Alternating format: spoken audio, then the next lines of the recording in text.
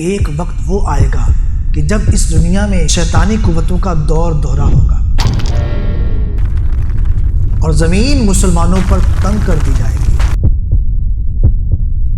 مسلمانوں کو چن چن کر قتل کر دیا جائے گا، فتنے عام ہو جائیں گے، کفار متحد ہو کر مسلمانوں پر ظلم و ستم کریں گے۔ ایسے پرآشوب دور میں ہر مسلمان رو رو کر رب تعالیٰ کی بارگاہ میں دعا کرے گا، اے پروردگار کسی مددگار کو بھی جو ہمیں اس ظلم سے نجات دلائے۔ ایسے میں اولاد فاطمہ میں سے ایک ستارہ چمکے گا جس کو لوگ امام مہدی کے نام سے پکاریں گے۔ حضرت امام مہدی کیا کام سر انجام دیں گے، وہ کون سا انقلاب برپا کریں گے؟ حدیث مبارکہ میں امام مہدی رضی اللہ تعالیٰ عنہ کی کون کون سی نشانیاں بتائی گئی ہیں؟ یہ سب سوالات جو آپ کے ذہنوں میں گردش کر رہے ہیں، ان کا جواب ہم اس ویڈیو میں دیں گے۔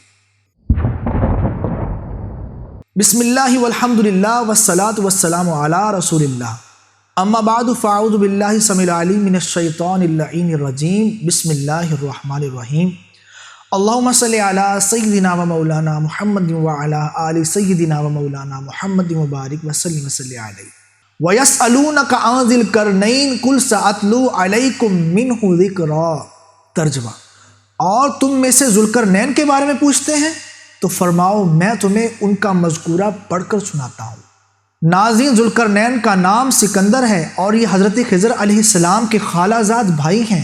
انہوں نے سکندریہ بنایا اور اسی پر اس کا نام رکھا۔ حضرت خضر علیہ السلام ان کے وزیر اور ان کے صاحب لواء تھے۔ ناظرین، دنیا میں 4 ایسے بادشاہ ہوئے ہیں جنہوں نے پوری دنیا پر حکومت کی ہے، جن میں سے 2 مومن اور 2 کافر تھے۔ مومن حضرت ذوالقرنین علیہ السلام اور حضرت سلیمان علیہ السلام، اور 2 کافر فرعون اور بخت نصر تھے۔ اور ان قریب ایک 5ویں بادشاہ کہ جن کا نام حضرت امام مہدی رضی اللہ تعالی عنہ ہوگا اور آپ پوری دنیا پر حکومت کریں گے۔ ناظرین، امام مہدی رضی اللہ تعالی عنہ کے ظہور سے پہلے 2 نشانیاں ایسی ظاہر ہوں گی جو زمین و آسمان کی پیدائش تک اب تک ظاہر نہیں ہوئی۔ پہلی یہ کہ رمضان کی پہلی تاریخ کو چاند گرہن ہوگا، اور دوسری یہ کہ اسی ماہ کے نصف میں سورج کو بھی گرہن ہوگا۔ ناظرین، جب سے رب تعالیٰ نے زمین و آسمان کو پیدا کیا، کبھی سورج اور چاند کو اس طرح گرہن نہیں لگا۔ حدیث پاک میں ہے کہ امام مہدی کے ظہور سے پہلے ایک ستارہ نکلے گا، اور وہ ایک ایسا ستارہ ہے جو کہ مشرق سے نکلے گا، اور وہ زمین والوں کے لیے ایسی روشنی کرے گا جیسے 14ویں رات کے چاند کی روشنی ہوتی ہے۔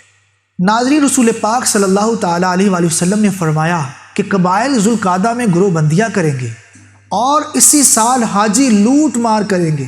مینا اور گمسان کی لڑائی ہوگی جس میں بہت سے مسلمان قتل کر دیے جائیں گے۔ پھر ایک مقام پر بہت سا خون بہے گا، جنگ کرنے والے بھاگ جائیں گے۔ پھر ایک شخص کو رکن اور مقام یعنی مقام ابراہیم کے پاس لایا جائے گا اور اس کے ہاتھ پر بیعت کی جائے گی۔